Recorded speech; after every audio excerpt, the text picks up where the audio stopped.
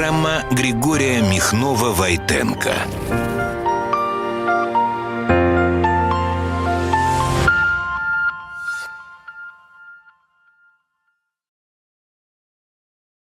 Здравствуйте. Здравствуйте, дорогие друзья. Пятница, 13:05, и мы с вами встречаемся на канале «Ищем выход». Как всегда, должен сразу предупредить, что программа строго 18+, поэтому убирайте, пожалуйста, от экранов ваших устройств всех несовершеннолетних, поскольку она произведена, распространена или имеет отношение к деятельности иностранного агента Михнова-Войтенко Григория Александровича. Здравствуйте еще раз, это я. Напоминаю, как всегда, о том, что помощь каналу «Ищем выход», она совершенно бесценна. Как помогать, вы найдете в описании канала. Финансово, если есть такая возможность, для этого есть QR-коды. Или другие способы, они тоже присутствуют в описании. И лайк, пожалуйста, этому видео. Репост, если вы с чем-то, скажем так, согласны и хотели бы поделиться. Это все тоже приветствуется. Это очень помогает продвижению в социальных сетях. А комментарии – это вообще самое главное, что у нас с вами есть. Пожалуйста, если вы хотите обратиться ко мне, задать какой-то вопрос, выделяйте капслоком ваш вопрос, чтобы я мог его отделить от дискуссий, которые порой возникают в чатах. И поскольку веду программу один, мне это бывает сложно. Собственно, все, что я, так сказать, обязан был сказать в самом начале, я сказал, поэтому начинаем. Заканчивается первая неделя Великого Поста. В этом году все у всех совпало, и у католиков, и в протестантских церквах, которые придерживаются такой вещи, как посты, естественно, и у православных. Пост начинается с больших искушений. Они носят и глобальный характер, потому что все те бесконечные, я бы сказал, инфобомбы, которые взрываются каждый день на наших глазах, это все тоже искушение. И локальные искушения не миновали и нас в Питере накануне, ночь с пятницы на субботу, уже в конце масляной недели перед началом Великого Поста, был пожар, к сожалению, в здании на Курлянской. К величайшему сожалению, там погиб человек. В общем, пожар был очень тяжелый. Наше крыло огонь, по счастью, не добрался. Там, в общем, всякие другие были беды, броски по питанию. У нас там перегорела, электрическая часть оборудования всякого сетевого. До сих пор запах в здании стоит, конечно, совершенно ужасный. В общем, как-то потихоньку это будет, надеюсь, восстанавливаться. Из таких тоже исключительных новостей, если кто-то пропустил, в понедельник был у меня было заседание по административному делу, отложилось, пока еще не до конца Минюст подготовил свой ответ. Видимо, 10 марта продолжим. Сегодня стало известно о том, что еще один протокол теперь уже по дискредитации чего-то там, не знаю чего, с материалами не знакомился, поступил в Невский районный суд. В общем, что? Искушение. Понимаете, пост – период искушений. Кругом и рядом тоже происходит. К сожалению, болеют люди. Прямо сейчас близкого родственника госпитализируют по скорой. В общем, происходит что-то, в общем, мягко говоря, мало радостное. Что еще раз говорит о том, цитируем Священное Писание, цитируем апостола Павла: «Смотрите, как опасно ходите». И цитируя Господа Иисуса Христа: «В мире будете иметь скорбь, но мужайтесь, ибо я победил мир». Из этого и будем исходить, если мы, конечно, считаем себя его последователями. Понимаете, иметь скорбь в мире для последователей, это, в общем, вполне естественно. Я бы так сказал, ничего нового в этом смысле не происходит. Что ж, давайте прямо так, не затягивая, перейдем к вашим вопросам. Повторяю, вопросы в чате, пожалуйста, выделяйте значками или пишите капслоком просто слово «вопрос». Тогда я буду точно понимать, что это адресовано ко мне. Вот. Ну, а также спасибо большое Сапсану в чате. Ссылки на мой телеграм-канал «Тюрьма, война и вера». Подписывайтесь на него. Для меня это сейчас, можно сказать, главное средство коммуникации с городом и миром. Вот. Не забывайте, что он, конечно, тоже строго 18+, никак по-другому. Но самое главное, там в этом канале есть обратная связь в описании, если у вас есть какой-то личный вопрос, персональный вопрос, который вы бы хотели, скажем так, обсуждать со мной не публично. Вот, там есть кнопочка для обратной связи, ссылочка, да, можно ее нажать, и мне придет сообщение. Вот я эти сообщения все читаю сам, вот, никому не передоверяю, так что не волнуйтесь. Именно со мной вы и будете общаться, если такие вопросы у вас есть. Еще раз спасибо Сапсану за эту ссылочку. Так, вопрос. О, какой хороший. Почему христиане, несмотря на единую исходную точку, яростно привязаны к мелким различиям в отправлении культа? Смотрите, это вообще может быть один из самых ключевых вопросов.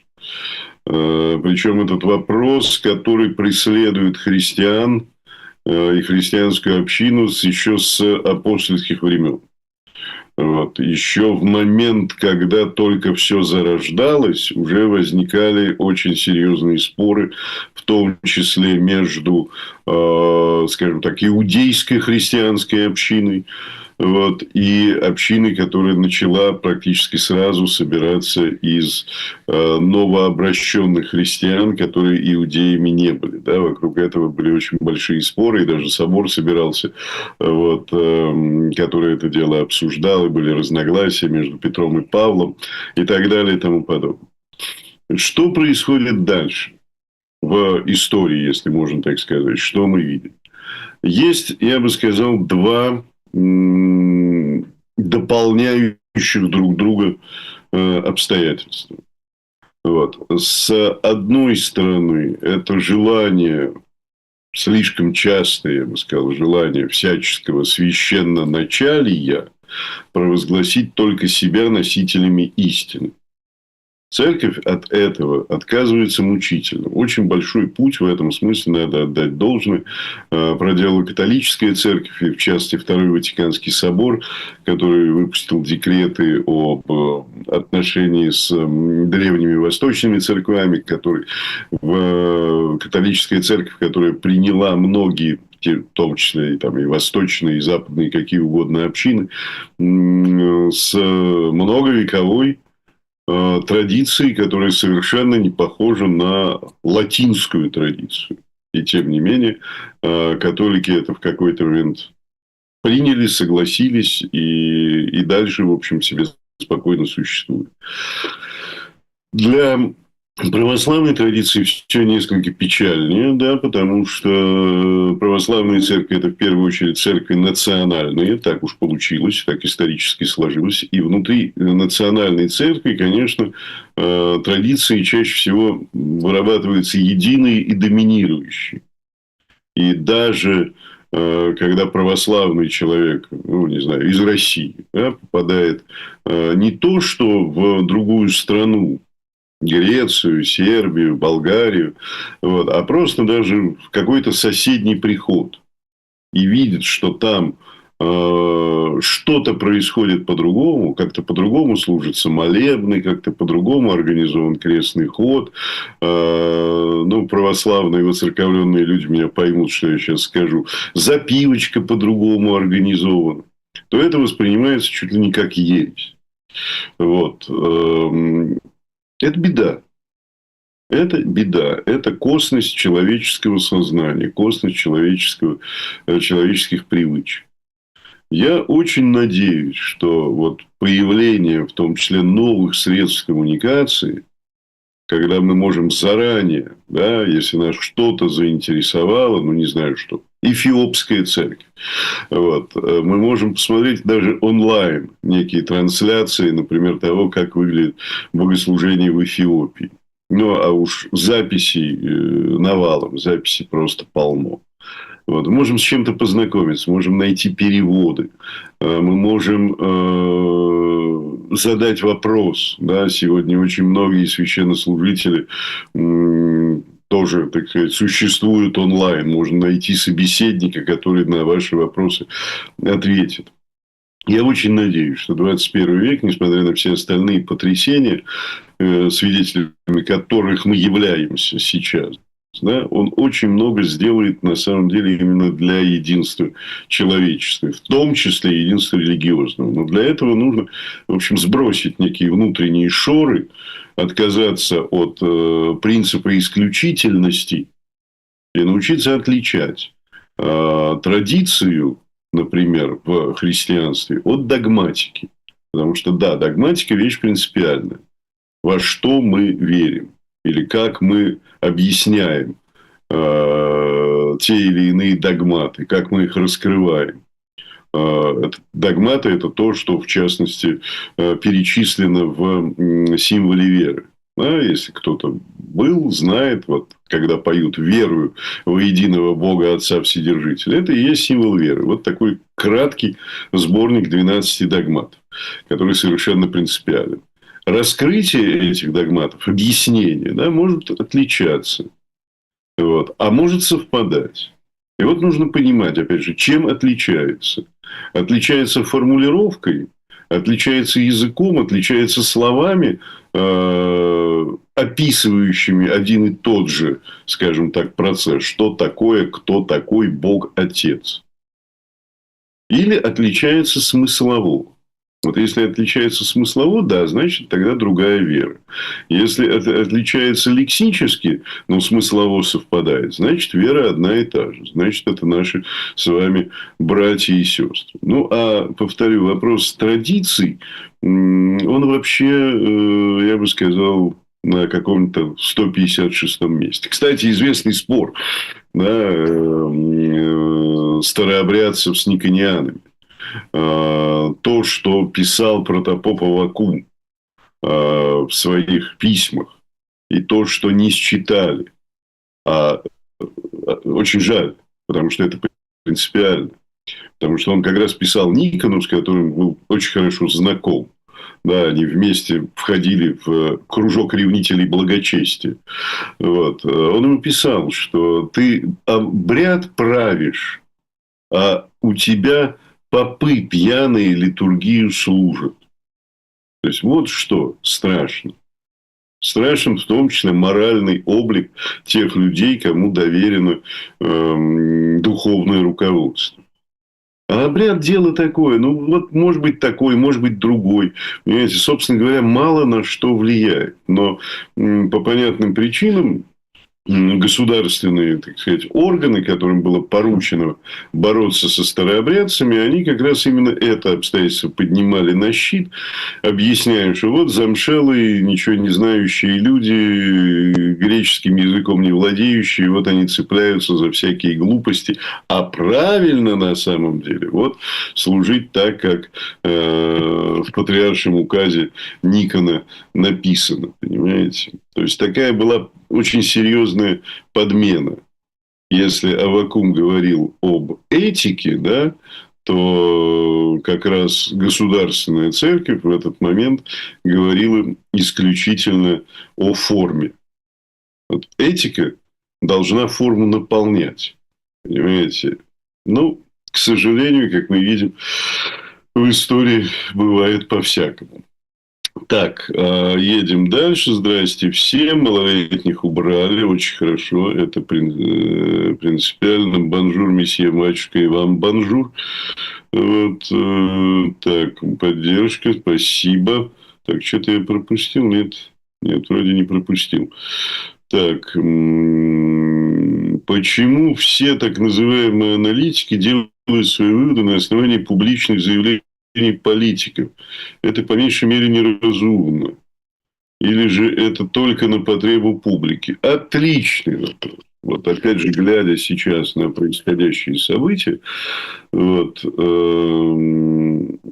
могу сказать, да, вот опять же, видите, как поменялся мир. Это уже очень большое изменение. Как было раньше, да? Значит, раньше, ну, в лучшем случае объявлялось о том, что тогда-то, там-то, в Вене, например, состоятся переговоры СССР с США. И потом что-то там происходило. Неизвестно что. Вот. Ну, а потом советская делегация подводила итог. Сегодня мы присутствуем онлайн. Сегодня боевые действия онлайн, теракты онлайн. И переговоры теперь тоже онлайн. И вот некоторые, надо сказать, граждане, облеченные очень большими возможностями и властью, в определенном смысле, ну, на все 100 используют вот эту онлайн-возможность. Да? Еще в первую, так сказать, каденцию господина Трампа, да, оказалось, что вообще самое мощное оружие американского президента – это Твиттер. Вот. 3 слова в Твиттере, понимаете, и мир встает на уши.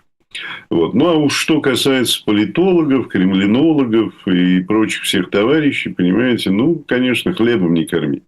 Понимаете, можно любой твит того же самого Трампа и любой ответ, не знаю кого, Лаврова там, и так далее, обсуждать, ну, до следующего твита, по крайней мере. Вот. Это грустно. Потому что, в общем, это создает, конечно, совершенно определенного рода эмоциональный и, конечно же, информационный фон. Вот. И этот фон не лучший, я бы так сказал.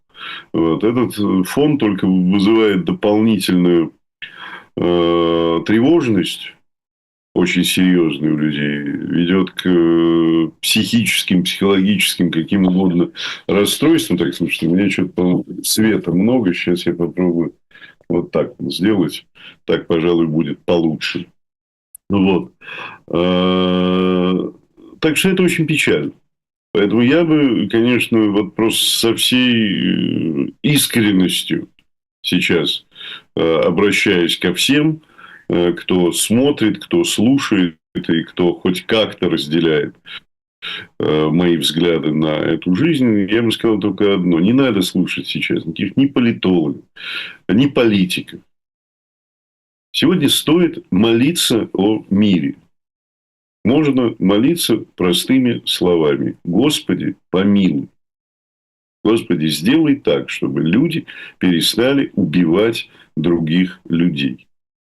И дело не в том, кто кого, а дело в том, что люди убивают людей. И это ужасно. Вот, собственно говоря, и все. Так, давайте поставим лайки. Очень хорошее предложение, да.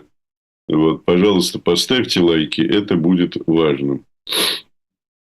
Так, подозрения насчет пожара есть? Да нет, слушайте, нету там никаких подозрений, честно сказать, к сожалению. Видите, ну, вот так бывает. Техника пожарной безопасности, ее придумывали не от хорошей жизни. Вот, нужно соблюдать. Понимаете, вот когда люди не соблюдают, вот, к сожалению, происходит то, что происходит. Так, так. Вам поступали предложения присоединиться к прославлению победы России или к чему-то подобного во время... Да нет, не поступали ко мне такие предложения. Понимаете, я вообще в этом смысле человек, который, любя земное отечество, понимаете, все-таки жаждет отечества небесного. Вот в чем причина. И так, в общем, было, я бы сказал, всегда. Понимаете, вне зависимости от того, как называлась страна, в которой я проживаю. Проживаю я в любом случае в стране, которая сначала называлась СССР, теперь называется Российская Федерация. Никакой другой страны не было, нигде, в общем, нигде не приживался, никуда не уезжал, никаких видов на жительство и гражданств не получал. И, честно говоря, не планирую, несмотря на все, так сказать, в том числе давление, которое, естественно, сейчас на меня оказывается. Я планирую жить и умереть здесь. Вот. Потому что я люблю. Потому что я люблю эту землю, я люблю этот язык, я люблю этот народ, кто бы что про него не рассказывал. Вот, понимаете? А то, что политику властей нельзя критиковать с христианской точки зрения, мне кажется, что это неправильно. собственно говоря, право, да, я уже тоже об этом говорил многожды, ничего страшного, повторюсь. Главное право, которое требовал митрополит Филипп у Ивана Грозного. Право печалования. Да, то есть, указать властям, что вот сейчас вы поступаете несправедливо. Вот сейчас вы поступаете, может быть, необдуманно. Вот сейчас вы действуете под влиянием эмоций, а не этики, не морали и не нравственности. Вот об этом идет речь, понимаете? А дальше, естественно, право властей, так сказать, слушать или не слушать, продолжать делать то, что они делают, или не продолжать. От этого ничего не меняется. Вот, живем здесь и действуем так, чтобы окружающим людям было хоть чуть-чуть радостнее и веселее жить. Понимаете, в этом, в частности, на мой взгляд, задача христиан. Так, остался ли в мире настоящий ислам? Если да, то почему молчит? Ну, вы знаете, мне сложно сказать. Я все-таки не являюсь каким-то крупным религиоведом и специалистом по исламу. Я могу сказать только одно, что мне приходилось лично, да, общаться с очень многими верующими мусульманами. И это были прекрасные люди. Искренние, добрые, готовые помогать не только своим единоверцам, да, но и многим другим. Не знаю, может быть, мне так везло. Вот, но с другими я не сталкивался. Понимаете? А когда мы видим те или иные одураченные толпы, которые что-то такое кричат, жгут, разбивают и так далее и тому подобное, ну, послушайте, это одураченная толпа. Технологии понятны. Вон, 17-летний студент в Москве под влиянием подобного рода технологий идет и поджигает дверь известного здания на Лубянке. Это те же самые технологии. Манипуляции, воздействия, понимаете, они могут подкрашиваться чем угодно, ложно понимаемым патриотизмом или религиозной составляющей. Понимаете, это то самое ужасное. Вот, то самое ужасное оправдание терроризму для начала. Вот, а дальше уже просто прямое ему содействие. Вот оказалось, что, опять же, в нынешнем веке, видите, я говорю, как с вилкой, да, можно, я сейчас беру в кавычки цитату, да, можно вилкой котлету кушать, да, а можно в глаз ткнуть. Технологии сами по себе, я имею в виду коммуникационные, это хорошо и замечательно. А вот то, как их используют, это может быть совершенно ужасно. Вот. И те люди, которые их используют вот для того, чтобы совершать зло, распространять зло, ну, они, по меньшей мере, мерзавцы, на мой взгляд. Вот. Возможно, я сгущаю краски. Вот. Поэтому мне сложно сказать, отвечая на ваш вопрос, остался или нет. Могу только предположить, что, конечно, остался. Конечно, остался. И во многих странах, и во многих общинах, и во многих народах. Понимаете, все происходит хорошо и совершенно замечательно. Но видим мы, как всегда, то, что на поверхности. Вот. На поверхности мы часто видим, конечно, очень неприятные или, скажем так, чуждые для, например, нашей культуры явления. Так, смотрю, есть ли еще вопросы? Так, что тут обсуждают? Обсуждают.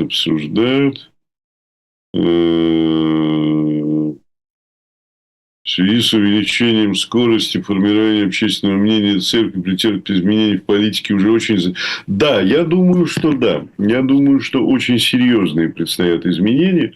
Понимаете, ведь... Ну, опять же, можно по-разному относиться к тому же самому президенту Трампу. И не смотреть, да, там, сколько миллионов за него проголосовало, сколько проголосовало против и так далее. Но Трамп абсолютно прав в одном. Когда он говорит, что старые механизмы не работают, Дальше он делает простой вывод: будем их ломать. Вот. Насчет ломать, так сказать, вопрос спорный. Вот. Потому что, ну, как известно, да, весь мир насилием мы разрушим до основания, а затем. Но вот подождите, давайте поговорим. Может быть, не надо рушить. Может быть, есть способы какой-то относительно мирной трансформации. Вот. Правда, при этом Трамп вот последние дни говорит какие-то очень важные, на мой взгляд, слова по поводу отказа, тотального отказа от ядерного оружия и так далее и тому подобное. Вот это было вообще замечательно. Я полностью готов приветствовать. Что из этого получится, сказать сложно. В любом случае, миру предстоит трансформация. Это абсолютно новый уклад, цифровой уклад. То есть, был сельскохозяйственный, есть еще, пока есть во многих странах промышленный, начинается новый уклад, информационный. Более того, в определенном смысле он уже наступил.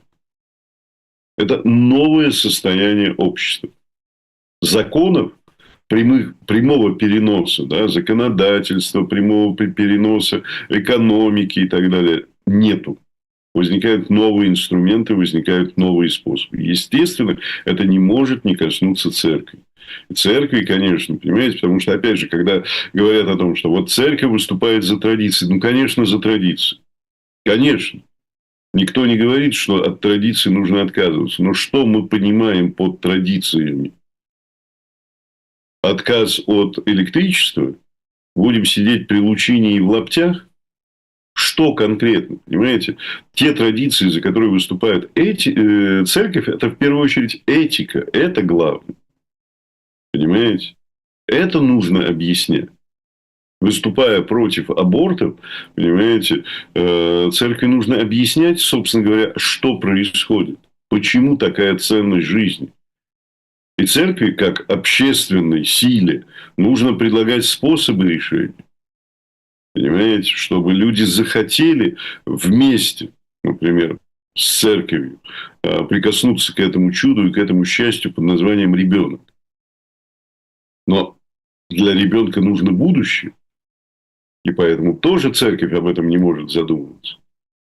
Потому что значит рожать больше? Для чего? Для того, чтобы в государстве было больше кого? Солдат, полицейских или учителей, строителей, ученых? Кого? Это же образ будущего. Об этом тоже нужно помнить, и об этом нужно говорить. Вот, так что вроде бы все просто, а на самом деле многое строится, скажем так, на очень важных нюансах. Так. Вот не вижу вопросов. Так. Давайте помолимся. Господь и Бог наш, Иисус Христос, в эти дни, в эти важные дни Великого Поста, когда все христиане готовятся к встрече светлого праздника. Господи, не спошли мир нашим сердцам, не спошли мир разуму правителей, разуму тех, кто отвечает за жизнь других людей. Господи, дай нам это чудо прикоснуться к Твоему воскресению, прикоснуться к этой радости. Дай нам осознать, Господи, что мир един, и все люди в нем Твои чада. Аминь. Ну, вот так, извините, не церковные братья и сестры, но мне кажется, это был хороший вопрос, хорошая просьба. Так, вопрос. Подскажите, почему нет числа фанатичным исполнителям во всем спектре человеческой деятельности, от религиозных ревнителей до различного рода опричников, представителей протоколов? Вы знаете, тут много есть, конечно, возможных объяснений. Я думаю, что не существует абсолютно единого клише. Знаете, нам всем очень хочется, да, всех рассчитать на первый и второй, да, первый барак налево, второй барак направо. Вот, и все. И все просто, понятно и ясно. В действительности все сложнее. Но вот о чем я думаю постоянно, и что я вижу постоянно, в том числе как священнослужитель, да, который уже, в общем, довольно много-много лет общается с людьми, в том числе в режиме исповеди, и, соответственно, я могу для себя сделать какие-то выводы. Знаете, слишком большое количество людей сегодня в мире и в нашей стране, естественно, тоже живут в состоянии постоянного стресса, живут вне диагностирования всевозможных психологических травм, в отсутствии диагностированного посттравматического расстройства и так далее. И вот, не зная, что со мной происходит, человек очень часто поддается давлению внешнему, искушениям различным. И человек легко встраивается, в том числе в систему репрессивную. Да, потому что вот всех плохих убьем, а все хорошие начнут, наконец, жить нормально. Ну, или не убьем, а просто к ногтю придавим. Но это иллюзия. Так не бывает. И куда бы ни качался маятник, влево, вправо, какие бы идеи ни возобладали в обществе, понимаете, все равно это невозможно. Опять же, идеи – это такая вещь, которая, как говорится, берется в голове, можно сказать, ниоткуда. Понимаете, легко придумывать, да, что вот это вражеское влияние, или это человек за деньги делает. Ну, в действительности это не так. В действительности это не так в подавляющем большинстве случаев. Есть, конечно, разные люди, вот, в том числе, так сказать, находящиеся на работе. Вот. Ну, так вот, мудрость государственной политики, она должна заключаться в том числе в том, чтобы отличать одно от другого. Вот, а не действовать, да, в режиме компанейщины. Сейчас мы боремся с троцкистами, потом мы боремся с уклонистами, тут мы боролись с квадроберами. Кстати, квадроберов мы как-то очень быстро победили, совершенно незаметно для себя. Ну, чушь это. Понимаете? Давайте думать о том, что мы будем строить, а не кого мы будем к ногтю прижимать и кого мы будем ломать. У вас есть, это без вопроса, ну хорошо, я тем не менее прочту. У вас есть доказательства того, что студент был одурачен, пошел жечь дверь ФСБ. У меня есть сообщение ФСБ, которое сообщило, что некие интернет-мошенники, которые сначала выманили у этого студента какое-то количество денег, вот, а потом приказали поджечь двери. Более того, я знаю уже достаточно большое количество примеров, вот, когда там что поджигали, отделение банков, военкоматов, еще что-то и так далее и тому подобное. Понимаете, все эти истории, пожалуйста, вы их можете почитать. Это, к сожалению, реальность. Вот. И повторяю, то, что действует индивидуально, точно так же на самом деле действует и на толпу. И технологии управления толпой, они тоже, в общем, отработаны. Вот ведь в чем, извините, ужас. Так, вопрос. По-христиански ли считать праздником День смерти тирана, благодаря которому был, например, поставлен на паузу конвейер ГУЛАГа? Ну, да, поставлен на паузу. Точная формулировка. Вы знаете, ну, мне сложно сказать. Я все-таки думаю, что не надо считать праздником. Но памятный день это в любом случае. Да, потому что, конечно, этот день, и в частности смерть Иосифа Сталина, ознаменовала очень серьезный перелом в советской истории, в политике советского государства и так далее. Так что и вызвало совершенно в тот момент очень разнородную, очень разноплановую, но совершенно не, я бы сказал так, не банальную, не теплохладную реакцию. Это было мощное эмоциональное событие. Точно так же, как смерть довольно часто многих людей,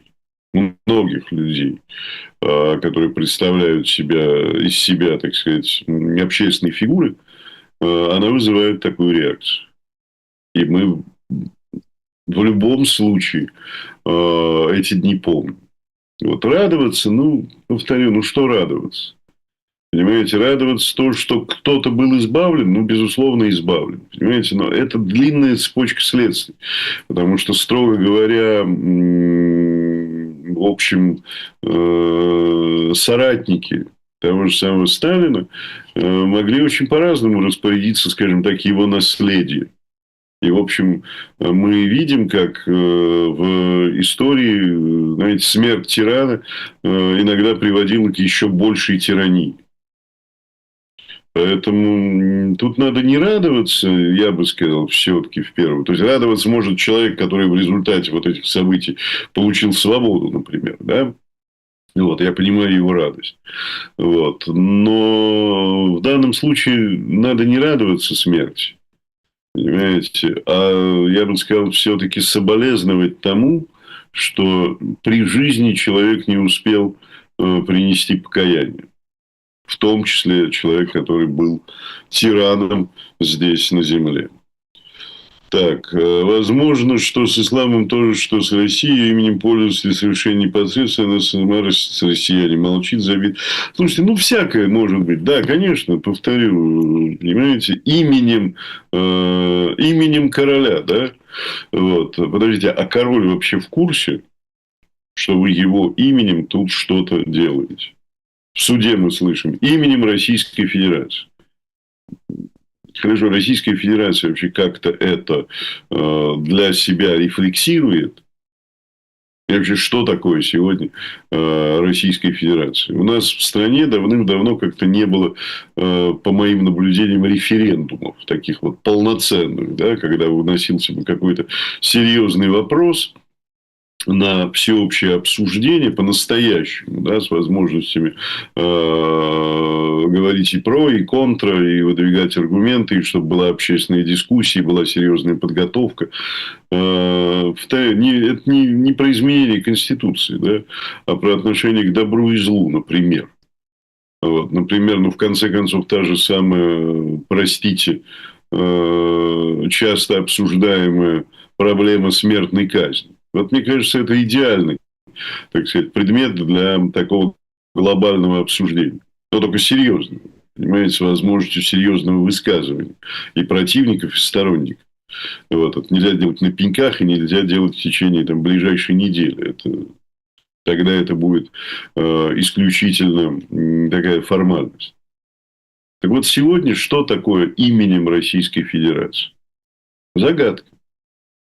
Загадка. Очень разные люди, очень разные регионы, очень разные народы, очень разные интересы. И у этих народов, и у регионов. Вот, так что, да, в чем-то вы, видимо, правы. Так, по поводу того, состоял ли батюшка Мень в КГБ, ну да, конечно, генерал-майор, вы же понимаете. Вот. Вопрос. Новый цифровой уклад, не будет ли обезьяной с гранатой? Ведь большинство, да и меньшинство не понимает, что это. Да. А никто не понимает. Вот и в чем загадка. Да? Человечество получило уже сейчас получило в руки мощнейший инструмент. Вот. Более того, вот сейчас ежедневно буквально приходят какие-то еще новости по поводу того, какие возможности появляются у искусственного интеллекта. Вот сейчас какая-то новая совершенно... Я вчера вечером читал много слов, много умных слов, мало что из этого понял. Да? Австралийская программа, которая вот была только что презентована, да, так сказать, биокомпьютер. Да, компьютер, который уже работает на основе живых клеток, да, а не кремниевых пластин. Вот. И там совершенно какие-то уже совершенно сногсшибательные открываются возможностями с точки зрения, так сказать, его супердействий, так сказать, вообще работы искусственного интеллекта. Да, человечество уже получило в руки этот мощный инструмент. Пока еще не знает, как с ним разбираться. Но человечество вот так устроено. Плодится, размножается и обладает землей. И наполняет ее. И будем надеяться, что Господь все-таки свое любимое чадо человека не оставит. И человечество либо само научится управляться с этими инструментами. Я почему-то уверен, что научится. Вот. Но это моя уверенность, как говорится, одно, а то, как может быть, это другое. Если не научится, ну, значит, не исключено, что человечество придет к финальной точке своей земной истории. Такое, в общем, исключать невозможно. Так, насколько следует уповать на Господа, или же Он отдал все это полностью в наши руки, или падение неизбежно? Ну, слушайте, конечно, все, что касается нашей с вами земной жизни, что касается взаимоотношений между людьми, между странами, между народами, это все отдано человеку. Человек сам обязан определять, на какой он стороне. На стороне добра или на стороне зла. И что Господь Бог называет добром, а что Господь Бог называет злом. Это тоже очень важно. Понимаете? Потому что это я решил, что это зло. Или у меня есть какие-то внешние критерии, которыми я могу руководствоваться. Такие внешние критерии существуют. Называется заповедь. Вот, в Ветхом Завете 613. Вот, можно почитать и попытаться для себя применить. Как вы относитесь к прекраснодушию в части коллективного? Ну, плохо. Понимаете, прекраснодушие – это, в общем, всегда плохо. Понимаете, а коллективное иногда бывает сродни помешательству. Так. Смотрю, есть ли вопросы. Так. Что, нет вопросов? Нет вопросов. Ну, замечательно. Вот, хорошо. Значит, если вопросы появятся у нас еще... Да, про добро и зло и замечательный диалог Будах с Руматом. Да, но это, так сказать, вот если есть у нас сейчас пауза, да, с вопросами, или, возможно, я что-то пропустил, вот, если кто-то смотрел внимательно, пожалуйста, перепостите вот, в чат или как-то отметьте. Вообще, что касается творчества братьев Стругацких, я как-то даже позволил себе, когда это еще было возможно, да, потому что сейчас уже просветительской деятельностью я заниматься не могу, вот, но когда-то, когда это было возможно, много лет тому назад, вот, я даже прочитал такую лекцию, которая называлась «Апофатическое богословие братьев Стругацких». Что такое апофатическое богословие? Это такой философский метод, который рассматривает предмет изучения с точки зрения того, чем этот предмет не является. Да? То есть, мы говорим о Боге и говорим о том, что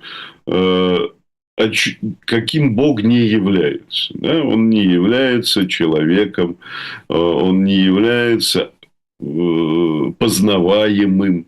И так далее. Да? Ну, есть в Википедии, можно об этом посмотреть. Так вот, как раз у Стругацких ключевой вопрос, в общем, всего, о чем они пишут. Даже когда они это облекают вот в эти свои замечательные формы фантастических, социальных фантастических произведений. Они пишут про этику. И поэтому вольно или невольно вопросы добра и зла становятся центральными во всех их произведениях. Вот. И как честные люди, честные писатели, честные исследователи, да, мы знаем, что многие из писателей иногда внезапно обнаруживали, что их герой вдруг повел себя совсем не так, как они предполагали изначально. Но когда ты вживаешься в этот образ, когда ты начинаешь уже жить жизнью этого человека, ты понимаешь, что нет, он в той или иной ситуации не может поступить так, что называется, как ты запланировал. Он поступит по-другому. Вот. Так вот, то же самое, как честные исследователи, честные экспериментаторы социальные, вот, братья Стругацкие приходят на самом деле к этому выводу. Это очень четко чувствуется, например, в той же книжке «За миллиард лет до конца света». Что мир без Бога обречен. Вот и все. То есть, не являясь людьми верующими, тем более не являясь людьми церковными, понимаете, вот просто рассматривая все эти проблемы с точки зрения этики, с точки зрения борьбы добра и зла, и ставя их честно перед собой и перед читателями, они, на мой взгляд, приходят к такому выводов, хотя его и не артикулирует. Так. Если вопрос... Получил сегодня четкий, спасибо. Я в чате общался с вами. Да, пожалуйста. Вот. Четкие всегда есть. Вот. Это, пожалуйста, можно заказать. Вот, опять же, в телеграм-канале моем «Тюрьма, война и вера», там все можно мне написать. Вот, я пришлю форму для заказа, если кто-то еще хочет. Да, сейчас много разных, всяких. Вот, есть и деревянные, и каменные, и браслеты. Ну, в общем, всякие. Я сейчас уже вполне освоил это производство. Надо сказать, честно скажу, да, что, в общем, получаю от этого удовольствие. Вот. Ну, а с вашей помощью еще и средства к существованию, что, в общем, тоже важно. Так, вопрос по поводу золотарный образ. Да, это совершенно замечательный был такой иконописец, к сожалению, скончавшийся очень молодым, в раннем возрасте, 40 с небольшим ему было, в январе 22 года. Ну, из известных мне людей, можно сказать, последняя жертва ковида. У него был ковид в декабре, он попал в больницу, вот, начался отек легких, и, в общем, он не вышел. Вот звали его Остап Лозинский, если я не сказал. Он жил в городе Львов, в Украине. Вот, мы дружили, переписывались по Фейсбуку. Он, по-моему, в 15 или в 16 году написал этот образ. Вот, «Христос с предстоящими». Он был маленький сам по себе, но вот такая вот маленькая, что называется, картиночка на деревяшке. Вот. И я его когда увидел, я сказал: слушай, я ему написал, я хочу вот такой алтарный образ у себя. Он говорит: ну, она маленькая, не получится. Я говорю: нет, ты сделай, пожалуйста, хороший скан и пришли мне. Вот. И он сделал и прислал. И когда у нас появилось вот это помещение, вот, я попросил, и нам сделали, есть сейчас специальные технологии переноса вот, на стену любого изображения. Вот получилось. Мне это очень дорого, вот, в том числе в память о моем покойном друге, замечательном иконописце, прекрасном художнике Остапе Лозинском. Вот. Так. Так, это я ответил. Вопрос: как объяснить атеисту, зачем нужен Бог, если существует этика, и не нужно ли? Ну, слушайте, понимаете, опять же, что такое атеист? Я всегда задаю вопрос. Вы не верите в Бога, вы отрицаете Бога, вы не религиозный человек, вы не церковный человек. Да, видите, сколько уже, так сказать, градаций этого. Понимаете? Потому что человек, который говорит: Бога нет, все-таки родившийся, да, в частности, в Советском Союзе, родившийся в наши времена и так далее, это еще ни о чем не говорит. Вот. В любом случае, серьезный разговор о добре и зле, серьезный разговор об этике, естественно, возможен с любым человеком. Потому что человек, который полностью отрицает этические начала в человечестве и в человеческой жизни, понимаете, ну, он либо, скажем так, интересничает, как говорили, да, хочет кому-то понравиться, хочет выпендриться, такое подростковое, да, обычное явление. Вот. Либо у него что-то не вполне в порядке, ну, вообще с нормами, да, с нормой психологической, психиатрической, какой угодно. В общем, есть вопросы. Вот. Поэтому, знаете, надо говорить в первую очередь с людьми о том, что нас объединяет. С любыми людьми. Вот. Нужно пытаться находить все точки соприкосновения. Видите, даже вот в политике сколько времени, да, слово «Америка» было практически запрещенным. А сегодня в России, так сказать, мы воздух чепчики кидаем от того, что Америка ведет переговоры с Российской Федерацией. Вот, значит, может быть что-то, что объединяет даже совершенно непримиримых врагов, казалось бы, может. Что-то должно, да, возможно, должно что-то измениться, в том числе руководство страны поменялось, это понятно.